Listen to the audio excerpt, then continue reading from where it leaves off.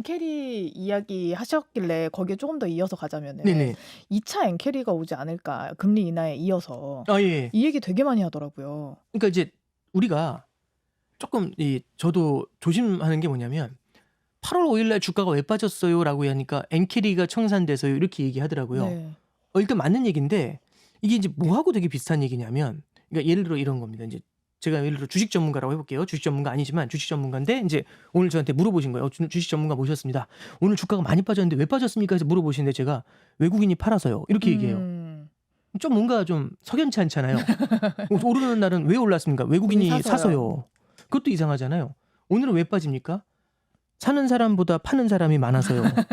그럼 좀 이거 말은 되는데. 그렇죠. 뭐 하나마나한 얘기죠. 그렇죠. 그 얘기는 마음속으로 하면 그 생각, 이 사람은 왜 불렀을까? 이 생각이 드실 거 아니에요. 근데 이제 말씀드린 이유는 엔캐리의 청산이라는 거는 미국으로 들어가 있는 외국계 엔화 자금이 빠져나간다는 얘기잖아요. 네. 뒤집어 말하면 미국인들 입장에서 외국인이 팔아서예요. 맞아요. 외국인이 나가서 빠졌어요. 이 얘기거든요. 네. 그거보다 더 중요한 건 뭐냐면 엔캐리가 왜 빠졌는가가 왜 청산됐느냐가 훨씬 중요한 거거든요. 네. 엔캐리는 기본적으로 세 가지를 가져가려고 합니다. 첫 번째는요. 이게 캐리 트레이드라고 하잖아요. 캐리라는 거는 그러니까 이게 저도 이렇게 이런 단어를 별로 안 좋아하는데 채권을 갖고 있으면 캐리는 끌고 가잖아요. 채권을 갖고서 끌고 가면 1년, 2년을 끌고 가면 뭐가 나오냐면 이자가 쏟아져요.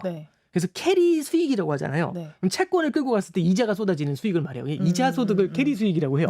그래서 엔화를 가지고 이자 소득을 가져갈 수 있는 거래를 한다는 게 엔캐리 트레이드잖아요. 그럼 이제 보통 어떻게 하냐면 일본 금리는 제로, 미국 금리는 5.5. 그럼 일본의 엔화로 차입을 해서 달러에 투자를 하게 되면은 5.5의 금리 갭을 먹죠. 첫 번째는 그래서 금리 차를 먹는 게 1번입니다. 두 번째는 그러면 미국에 투자하기 위해서는 엔화를 팔고 달러를 사서 들어가야 되잖아요. 그럼 달러가 강해지겠죠. 금리 차를 먹는 것뿐만 아니라 내가 판 통화엔 엔화가 떨어지고 내가 산 통화엔 달러가 올라가니까 환차익을 먹겠죠. 그래서 더블로 먹어요. 마지막 세 번째가 뭐냐면 미국의 성장이 있어요. 미국의 성장세가 탄탄하잖아요. 그러면은 단순히 금리 차를 먹으러 들어오는 게 아니라 배당을 통해 가지고 주식 투자 배당을 통해 가지고 이 성장의 과실을 따먹으려고 들어오거든요. 그래서 세 가지 축이에요. 첫 번째는 금리차, 두 번째는 환차익, 세 번째는 말씀드렸던 것처럼 성장의 과실. 이 세 가지를 먹으러 엔캐리가 들어오거든요. 이 세 가지가 있으면 엔캐리라는 식물이 너무너무 잘 자라요. 최적의 온도인 겁니다. 그런데 앞서 말씀드렸던 것처럼 지금 미국의 고용이 성장이 깨질 것 같다고 하죠. 그럼 첫 번째 축이 흔들리는 거예요. 성장이라는 축이 흔들려요. 그럼 성장의 축이 흔들리니까 미국에서 금리 인하를 한대요. 금리 인하 한다고? 그럼 뭐가 되냐면 미국이 금리를 내리잖아요. 근데 하필이면 이때 일본이 금리를 올린대요. 그럼 둘이 양쪽에서 짜부가 되잖아요. 그럼 이 금리 갭이 줄어드는 속도가 빨라져요. 그랬더니 이제 두 번째 이 금리차가 확 줄어요. 맞아요. 그럼 마지막 하나잖아요. 근데 이제 금리차 확 줄면 성장도 둔화되고 금리차도 확 줄면 엔캐리의 매력이 떨어지게 되죠. 투자는 내가 산 걸 뒤에서 누군가 사주는 게임이에요. 근데 뒤에서 사줄 사람이 줄어들 거 아닙니까? 그럼 똑똑한 사람 입장에서는 예를 들어 부동산도 내가 사놨는데 뒤에서 막 매수세가 세게 들어와줘야 되는데 전화가 안 온대요. 그럼 어떻게 해야 되냐면 빠져나가야 되나? 그럼 똑똑한 사람 먼저 빠지죠. 그럼 빠지면 어떻게 빠지냐면 미국에서 돈을 빼가지고 받은 달러를 팔고 엔화를 사서 나오겠죠. 그럼 엔화가 약세로 돌겠죠. 그럼 엔화가 강세로 돌겠죠. 그럼 마지막에 있었던 달러 강세, 엔화 약세라는 축 무너지죠. 세 개가 한꺼번에 무너지면 어떻게 되죠? 그때부터 확 빠져나오는 거예요. 이게 엔캐리가 청산됐었던 원리인 거거든요. 그러니까 이제 이 얘기죠. 외국인 자금이 얼마나 들어가 있습니까? 모르죠. 얼마 들어가 있는지 어떻게 알겠습니까? 다만 한 가지, 그냥 이거는 우리가 예측할 수가 없다라고 말씀드리는 건 일본은요. 전 세계에서 부채가 굉장히 많다고 하지 않습니까? 대부채도 엄청나요. 5조 달러예요. 그럼 어마어마한 거거든요. 우리나라 GDP보다 막 몇 배 높은 거니까. 근데 일본의 대외 자산이 8조 달러예요. 그럼 자산이 8조 달러인데 부채가 5조 달러잖아요. 순 자산이 3조 달러예요. 뭐 미국 국채 다 가지고 있다. 이런 그렇죠. 그러니까 미국 국채뿐만 아니라 미국에 있는 다양한 자산들을 많이 갖고 있는 거죠. 3조 달러면 어마어마한 겁니다. 물론 그게 한꺼번에 다 회전해가지고 돌아오는 게 엔캐리 트레이드 그런 건 아니겠지만 결국엔 들어가 있는 자금들이 꽤 많아요. 그리고 하나 더 말씀드리면 우리는 엔캐리라고 하면은 일본 사람들이 엔화를 팔고 달러를 사서 들어가는 것처럼 생각하잖아요. 그 자금도 많은데 헤지 펀드들도요. 엔화로 자금을 조달할 수가 있어요. 헤지 펀드들도 엔화로 자금 조달해가지고 엔화를 팔면서 달러를 살 수 있거든요. 예. 그러면 이제 엔캐리가 막 활발하면 엔화 약세, 달러 강세가 추세면 헤지 펀드들이 들어와가지고 엔을 쇼페어를 잡는다고 하거든요. 엔을 팔면서 달러를 사가지고 들어가는 플레이를 많이 하죠. 그러니까 결국에는 엔캐리라는 거는 굉장히 다양한 국적이 섞여 있는 겁니다. 그래서 이게 얼마가 되느냐 추산하는 건 굉장히 어렵고요. 다만 앞서 말씀드렸던 세 가지 조건. 결국에는 금리차가 줄어들고 그다음에 앞서 말씀드렸던 것처럼 성장이 둔화가 되고 달러가 그다음에 달러가 약세를 보이면서 엔화가 강세로 뒤집어진다. 이럴 때는 엔캐리가 추가로 청산될 가능성들 이건 우리가 열어둘 필요가 있겠죠. 네. 예. 그렇게 되면 우리한테도 너무나 큰 악영향을 다시 한번 불러일으킬 그럴 영향이 만약에 그게 있을까요? 답이 없다라고 하면은 네. 우르르 무너져 나오면서요. 네. 그러니까 뭐냐면은 우리 뭐 공연 같은 데서 사고 나는 거 보면은 우르르 몰리다 보면 그렇게 되지 않습니까? 네. 그게 아니라 이제 질서 있게 빠져나가면은 사고가 날 리가 없잖아요. 네. 그래서 사실상 지난 8월 5일 날은요.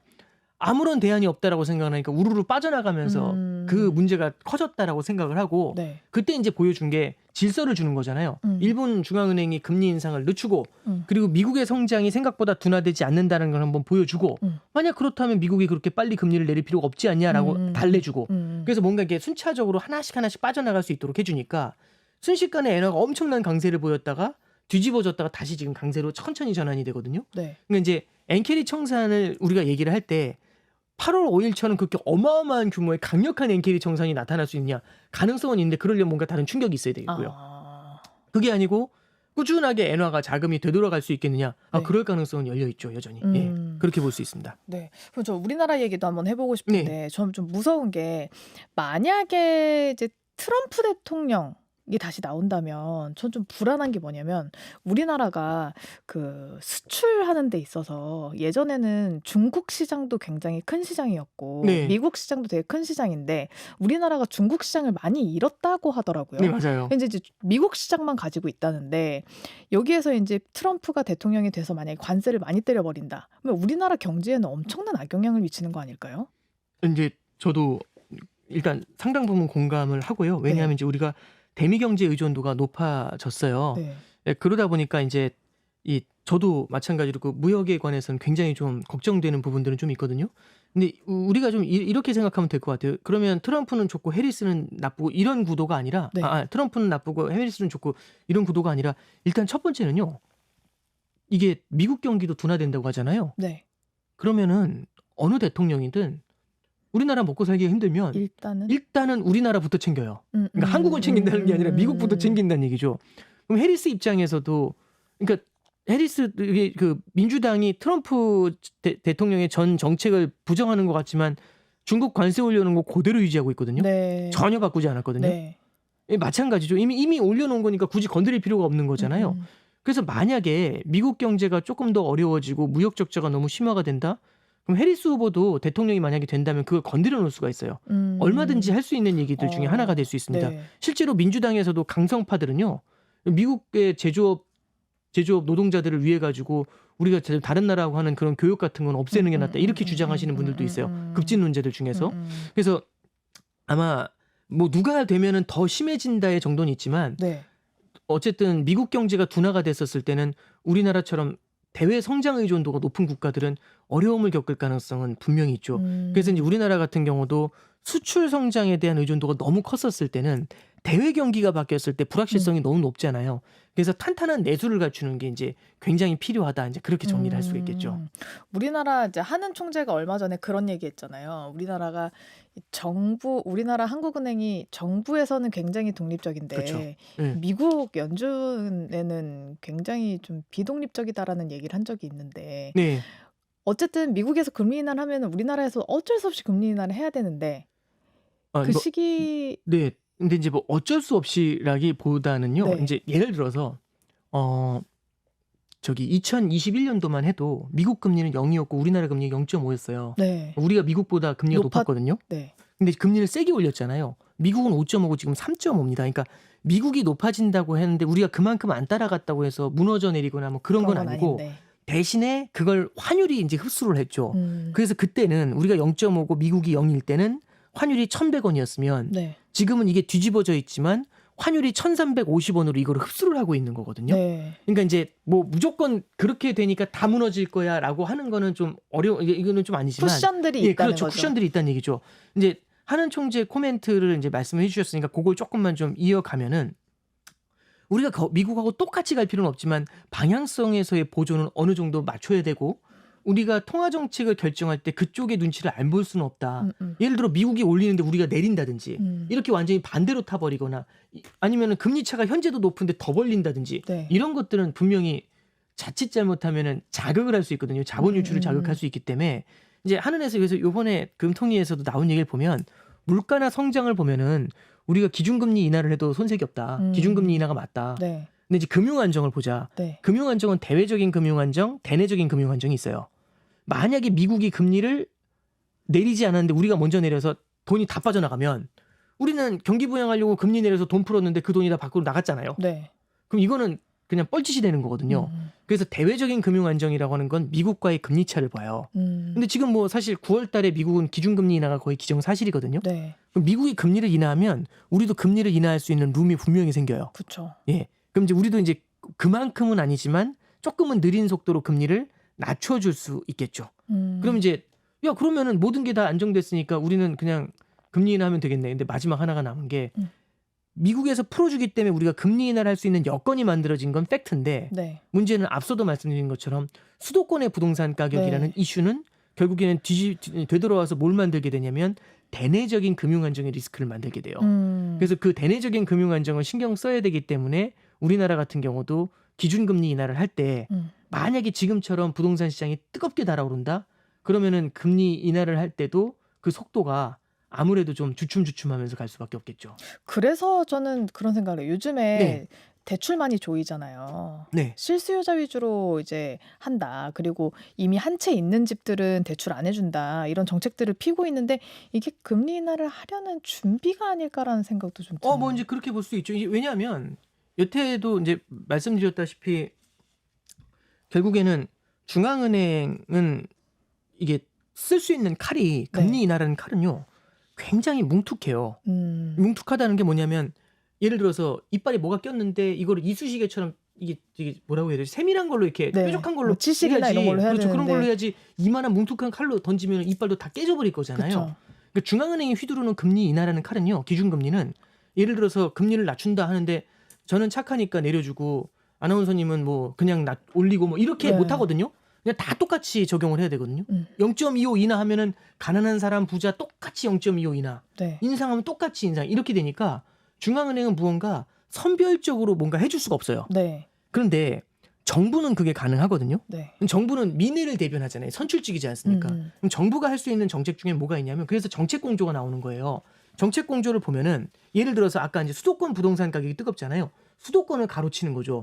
수도권에 대해서 대출 규제를 한다는 얘기는 결국에는 금리가 내려가면 사람들은 돈의 값이 내려가니까 싸졌네 하면서 잡아 쓰는 거죠. 그럼 영끌이 더 강해질 수 있지 않습니까? 네. 그럼 대출 규제로 여기를 묶어버리게 되면은 아무래도 결국에는 이런 거잖아요. 마트에 가니까 라면이 하나에 1,000원이더라. 라면이 하나에 100원이더라. 와 싸서 가야 사겠다 했더니 애가 10명이어야지 팔겠다. 이러면 그러니까 결국에는 규제인 거거든요. 총량 규제로 들어가는 그쵸. 거거든요. 그럼 총량 규제로 들어가게 되면은 결국엔 금리가 낮아졌을 때도 이쪽으로 돈이 갈 수 없도록 묶어버렸으니까 이럴 때는 기준금리 인하에 나설 수가 있죠. 그래서 하는 입장에서도 지금 대출 규제를 강하게 했는데 이 대출 규제의 효과가 나타나서 추석 이후에 예를 들어서 부동산의 가계부채의 증가 속도가 둔화되는 게 보였다. 그러면 이제 10월이나 11월이나 아무래도 조금 마음을 좀 늦추면서 실물 경기에 포커스를 맞추면서 기준금리 인하에 돌입할 수가 있겠죠. 네, 그렇게 볼 수가 있겠죠. 추석 얘기하셔서 그런데 왜 계속해서 9월은 사실 장이 늘 안 좋은 그런 달이었잖아요. 예. 근데 이번 추석은 우리에게 어떤 달일지 좀 예상해 보실 수 있으실까요? 추석 다음 날이 FOMC예요. 네. 그러니까 하필이면 FOMC는 저 새벽에 이제 나가야 되는데 네. 그래서 솔직히 별로 날짜도 왜 이렇게 잡았나 이제 이 생각이 드는데 이제 새벽 한 4시쯤 나가요. 네. 추석 마지막 날 좀 이렇게 잠도 좀 자면 좋은데 뭐 이제 그건 제가 넋두리를 한 거고. 네. 이번 FOMC를 잠깐 보면 저는 일단 뭐 자연스럽게 FOMC 얘기로 온 것 같은데 굉장히 중요한 포인트가 2개가 나올 겁니다. 첫 번째는 뭐가 있냐면 점도표라는 게 찍힐 거예요. 네. 이게 3, 6, 9, 12월에는 연준 위원들이 우리는 얼마 정도 낮출 거야라는 점도표를 찍거든요. 네. 근데 제가 앞서 무슨 말씀을 드렸냐면 금리 어떻게 될 것 같아요로 물어보셨을 때 네. 시장이 기대하는 것보다는 적게 시장이 원하는 것보다는 네. 조금 이렇게 네. 말씀드렸잖아요.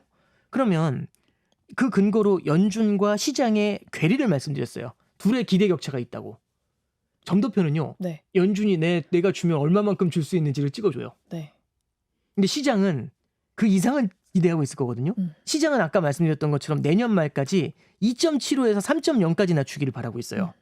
근데 연준은 참고로 지난 6월달 FOMC에서 그 점도표 찍었을 때 내년 말까지 4%로 낮출 거라고 찍었거든요. 네. 이번에 이제 어떻게 바뀔지를 좀 봐야 될 것 같아요. 어. 시장하고 지금 현재 스코어로 괴리가 네. 1.25%나 있거든요. 네. 그러니까 참고로 이게 말씀드리면 좁혀질지. 시장은 올해 말까지 4로 낮추길 바라고 네. 연준은 내년 말까지 4로 낮추길 바라잖아요. 네. 둘의 괴리가 꽤 커요. 네. 그래서 이걸 어느 정도 맞출지가 저는 관건인 것 같고요.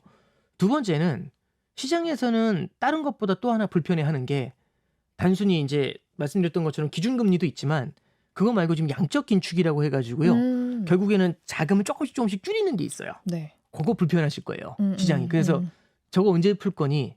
경기 둔화되는데 그거 계속 할 거야? 이제 이걸 갖다가 연준한테 물어볼 거고 연준이 거기에 대해서 뭐라고 답을 하는지를 좀 듣고 싶어 할 겁니다. 그래서 이 양적 긴축에 대한 연준의 스탠스 오늘부터 멈추겠습니다가 아니라 언제 정도에는 멈출 걸 고민하겠습니다라는 뉘앙스의 말을 풀기를 원할 거예요. 아마 이번 FOMC는 그게 관건이 될 것 같고요. 만약에 연준이 시장이 말하는 것하고 너무 괴리가 크거나 이 온라인이 전혀 맞질 않잖아요. 이럴 때에는 시장이 조금은 좀 실망을 할 수도 있죠. 이런 것들은 금융시장에는 변동성 확대로는 나타날 수가 있어요.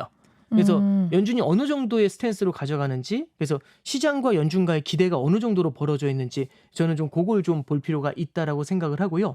그거는 단순히 이제 그 요번에 0.5 낮춰요 이런 것보다 제 생각엔 시장이 어느 정도 지금 0.25를 받아들이고 있는 것 같아요. 0.5보다는 그것보다는 그 뒤에 어떻게 움직일지를 점도표하고 비교하려고 할 거고 네. 두 번째는 이제 말씀드렸던 것처럼 양적 긴축에 대해서 너희들은 어떻게 생각해라는 얘기를 시장이 한번 확인하고 싶어 할 것 같습니다. 네. 그래서 이제 그 첫 번째 말씀드린 거는 FOMC라는 게 하나의 좀 중요한 포인트가 되지 않나 이제 그걸 말씀드린 거고 두 번째는 9월 달마다 시장이 안 좋았다. 뭐 이제 이렇게 뭐 이제 네. 뭐 달 잡아서 그렇다라기보다는 9월에 좋았던 때도 저기 있긴 꽤 있겠죠. 있었어요. 근데 네. 이제 그 9월 달이 이제 3월 달이나 9월 달 같은 경우는 저기 이제 예를 들어서 세금을 좀 납부하는 시기들도 많고 네. 이럴 때마다 이제 그 대규모 세금 같은 게 부과가 되면서 유동성이 일시적으로 좀 모자라는 시기들이 나타나는데 그럴 때 돈을 잘못 주입해 주면은 문제가 생기는 경우들도 좀 있고요. 네. 또 하나는 이제 우리가 계절성이라는 것도 좀 볼 필요가 있는데 참고로 이제 레고랜드 사태가 22년도 9월 10월이었어요. 2년 전이었거든요. 네. 그때가 이제 금리가 되게 높았어요. 네. 그럼 그때 이제 그 묶인 자금들이 있을 거지 않습니까? 그쵸. 1년 뭐 예, 이런 예, 식으로 예. 그런 것들이 이제 만기가 돌아오는 케이스들도 좀 존재하죠. 고금리 자금들의 만기가 돌아오는 것들도 네. 조금 영향을 주는 면들도 조금씩은 있죠. 그래서 반드시 그렇다라기보다는 아무래도 우리 이제 아시아 지역 같은 경우는 연휴가 있다 보니까 명절이 네. 있다 보니까 현금에 대한 자금 수요가 크게 늘어나는 것들도 좀 계절성이라는 것도 작용할 수가 있고 미국에서는 세금 납부에 대한 이슈들도 좀 같이 존재를 하고 그리고 이제 방금 전에 말씀해 주셨던 것처럼 항상 뭐 9월 10월은 힘든 달이었잖아요라고 말씀하시는 것처럼 그런 어떤 심리적인 압박 요인들 이런 것들도 섞여 있는 것 같고 마지막으로 저는 그런 것들을 다 떠나서 이번에는 FOMC라는 게 되게 중요한 이슈로 자리하고 있고 네. 그 바깥쪽에는 이제 미국 대선 이게 같이 겹쳐 있다라는 게 9월달 장에는 되게 중요한 관건이 되지 않겠나 그렇게 생각을 하고 있습니다. 그러면 우리는 미국 대선 토론에서 가장 중점적으로 봐야 될 것이 무엇일까? 결국에는 해리스 후보의 경제 정책이라는 걸 좀 볼 필요가 있고요. 해리스 후보의 경제 정책을 파고들었을 때 만약에 트럼프가 해리스를 만약에 압도한다라고 한다면 네. 만약에 압도한다라고 하니까 그럴 수도 있고 아닐 수도 있겠지만 그렇게 됐었을 때는 또 트럼프 트레이드라는 말이 나올 수 있겠죠. 그래서 다시 한번. 예, 사실 그래서 저기 대선 토론회 같은 거 보잖아요. 되게 기억에 남았던 게 2012년도가 그랬었던 것 같아요. 2012년도에는 오바마 대통령이 재선을 준비할 때였고 미트 롬니라고 해서 이제 공화당 후보가 나왔거든요. 3번 대선 토론회가 있었어요. 근데 1회차에는 정말 그걸 보면은 좀 놀라는 게 오바마 대통령이 달변이잖아요. 네. 미트 롬니한테 일방적으로 몰려요. 어. 그러니까 축구로 따지면 한 3대 0으로 진 것 같아요. 네. 근데 2차전, 3차전에서는 다 2대 1로 이기거든요. 네. 이거 굉장히 위트가 넘치게. 근데 이제 처음에 이제 밀리니까 야 이건 뭐냐 이제 이랬었죠. 그러면서 이제 시장이 또 한번 긴장했었던 그런 시기도 좀 있었어요. 아, 그러면 예. 지금 단장님의 말씀은 이번 한 번으로 볼 수는 없다라고 근데 얘기하시는 건가요? 이번에는 대선 토론이 TV 토론이 막 3번 이렇게 있지는 않을 거고요. 네. 제가 알기에는 현재로는 확정되어 있는 건 요번 하나고 네. 부통령 대화가 아마 한 번 있을 거고 여기에 뭐 추가로도 하나 더 생겨날 수는 있지만 네. 예전과 그렇게 같은 그 많진 패턴은 않을 아닐 것 같아요. 거다. 이미 또 그리고 바이든하고 트럼프하고 먼저 한 번 했잖아요. 예. 네. 그래서 이제 그런 것들 때문에 아마 이번에는 TV 토론회가 조금 적지 않나 저는 그렇게는 알고 있습니다. 저 갑자기 생각나서 옐런이 예. 사실 바이든 대통령이 재선을 하려고 했을 때는 사실 뭐 공공연하게 다 아시겠지만 많이 도와줬잖아요. 아, 예. 근데 해리스는 어느 정도 도와줄까요? 아니면 모르는 척하고 있을까요? 물론 이제 제가 뭐 모든 걸 다 정치로만 해석하는 네, 거는 네. 저는 좀 경계해야 네, 된다고 네. 생각하는데 아무래도 당연히 옐런 재무장관 입장에서는 현재의 정권이 그대로 유지되는 거를 바라야. 당연히 바라겠죠. 그러면 이제 힘을 다해 도우려고 하겠죠. 예, 그런 것들은 예를 들어서 재정 지출이나 이런 데서도 아마 네. 나타나게 될 거고요. 그래서 사실은 이미 올해 초에도 그렇고 작년 말도 그렇고 계속해서 재정 적자를 늘리면서 경기 부양을 뒤로는 해주고 있거든요. 맞아요. 코로나 때보다 더 많이 해줬다는 얘기 있던데. 예, 이제 그 코로나 그 시국보다는 그러니까 코로나 당시에 퍼줄 때보다는 당연히 줄어들긴 네. 했는데 그럼에도 불구하고 이제 많이 나갔었을 때, 그 다음에 이듬해 많이 나갔을 때보다는 더 많은 지출을 했거든요. 네. 그래서 뭐 이게 옐런이 뭐 같은 당의 후보인데 바이든이 아니라 해리스라서 뭘 줄이려고 하고 그런 건 밑장 빼려고 하고 아니겠지만. 그러지는 예, 않을 예. 것 같고요. 예, 아마 본인 입장에서는 가장 최선을 다하려고 하지 않겠나 뭐 그렇게 생각합니다. 네. 네. 자, 그러면 네네. 마지막으로 우리 뭐 사실 뭐 투자법 이런 거는 단장님께서는 잘 뭐 조언하시거나 이러지는 않는데 네네. 그래도 요즘 좀 금 얘기는 많이 하시는 것 같더라고요. 아, 예, 예. 이제 저는 금에 대해서는 꽤 오랫동안 이제 말씀을 좀 드려왔던 건데요. 오늘 금 사시면 대박 납니다. 이런 말씀은 전혀 네. 아니고, 그러니까 금이 언제 올라요라는 건 몰라요. 네. 그러니까 예를 들어서 저기 곡식을 뿌려놨는데 이 곡식이 언제 자랄까요? 이 곡식이 자랄 수 있는 환경이 되면 자랄 거지 않습니까? 그렇죠. 우리는 그 곡식이 자랄 수 있는 환경이 되면 자란다는 건 알고 있죠. 음. 근데 몇 월 며칠 날 나나 싹이 나나 모르죠. 너 모르죠. 그건 알 수가 없는 거지 않습니까? 금도 똑같은 것 같아요. 그러니까 이 금이라는 게 언제 강한지는 알고 있지만 이 금이 그러면 언제 오르는지는 알 수가 없죠. 왜냐하면 그 환경이 언제 어떻게 나타날지 모르니까. 금이라는 친구는요. 달러가 약해질 때 올라오거든요. 그래야 눈을 번쩍 떠요. 네. 다른 어떤 자산보다 민감하게 달러 네. 약세에 반응을 하는데 그럼 달러는 언제 약해질까? 달러가 강해지는 때를 봐야 돼요. 달러가 강해질 때는요. 미국의 성장이 예외적으로 탄탄하고 두 번째는 그 성장 때문에 미국이 금리를 높여놨을 때 이럴 때 금이 고전해요. 네. 이럴 때는 달러가 강해지면서 금이 힘들어하거든요. 네. 그럼 딱 반대로 지금과 반대네요. 예. 미국 성장이 둔화되고요. 미국이 그래서 금리를 확 잡아내리잖아요. 네. 그럼 달러가 약해지죠. 네. 그럼 금이 반응을 하게 됩니다. 음. 그래서 이제 저는 금을 투자하는 포인트는 그래서 이제 미국 성장 둔화되니까 금리 인하하니까 사란 얘기냐? 그게 아니라 언제 어느 정도 인하될지는 몰라요. 그리고 미국의 금리 인하가 성장을 다시 자극을 하게 되잖아요. 네. 그럼 성장도 둔화되고 금리도 낮아져야 되는데 금리 인하가 성장을 또 부스트업을 해버리잖아요. 그러면 금 가격이 달려가려다가 힘이 확 빠져요. 그래서 그 시기를 예단하는 게 아니라 그래도 이런 생각은 가능하죠. 언제가 될지 모르지만 우리가 예를 들어 10년, 20년을 투자한다고 해보죠. 그 안에 미국의 성장이 둔화되고 미국의 금리가 내려가는 시즌이 있을까요? 없을까요? 있겠죠. 있겠죠. 네. 그때 금이 눈을 번쩍 떠요. 그 시즌에 금이라는 자산이 제일 잘하거든요. 네. 포트폴리오라는 거는 몰라서 하는 거잖아요. 그렇죠. 그러니까 우리가 물고기가 어디로 올 줄 알면 거기다만 거기다만 뿌려놓겠지. 통발하면 예. 오면 되는데 어디로 올지 모르니까 많을 것 같은 곳에 통발을 이렇게 놓지 않아요, 보통? 네. 그렇죠. 그렇죠. 왜 세 군데씩 나요, 바보같이? 모르니까. 그렇잖아요. 그러니까 왜 그러냐면 물고기가 이쪽으로 오는 시나리오도 분명히 존재할 거지 않습니까? 네. 그러면 우리가 수많은 시나리오들을 생각을 할 때 예를 들어 가지고 말씀드렸던 것처럼 미국의 성장이 둔화되고 언제가 될지 모르지만 그 시나리오가 제대로 먹히잖아요. 그럼 금 가격이 눈을 번쩍 떠요. 그래서 저는 그런 이제 지난 한 10년간을 보면은 금 가격이 2011년도에 1,900불을 넘은 다음에 미국의 성장이 되가면서 올라오기 시작을 하니까 주저앉아 버려가지고 네. 진짜 힘들어했거든요. 그때 나스닥의 상승폭하고요. 지금까지 금이 1900에서 지금 2400 올라온 거고 비교해 보면 비교가 안 돼요. 나스닥은 엄청나게 올랐지 않습니까? 네. 사실 되게 부진했고 누가 이런 거 투자하냐, 이 황금색 돌덩이 뭐 이런 얘기도 막 들고 그랬는데 만약에 이제 제가 말씀드렸던 것처럼 그런 형태의 판이 만약 바뀌면서 미국 경제가 전반적인 스팀아웃을 한번 보이게 되면은 그럴 때는 금에게도 한번 또 기회가 찾아올 수 네. 있습니다. 그런 관점에서 이런 일이 벌어질 때는 나는 빈집털이 당하지 않겠다라는 관점에서 금을 담아놓는 게 맞지. 내일부터 올라. 금리 인하하니까 금사. 이런 관점에서 그건 접근하시면 아니다. 낭패를 볼 수 있습니다. 네. 그러니까 물고기가 뭐 매번 오는 건 아니지만 언젠간 오는 곳이 있으니 그 네. 길목에다도 어쨌든 그렇죠. 뿌려놔라. 그렇죠. 이런 얘기인 겁니다. 지금 그렇죠. 사는 얘기는 절대 아닙니다. 네, 그렇죠. 네. 자, 오늘 오건영 신한 프리미어 패스파인더 단장님 모시고 좋은 이야기 나눠봤습니다. 다음에 또 한번 모시겠습니다. 고맙습니다. 감사합니다.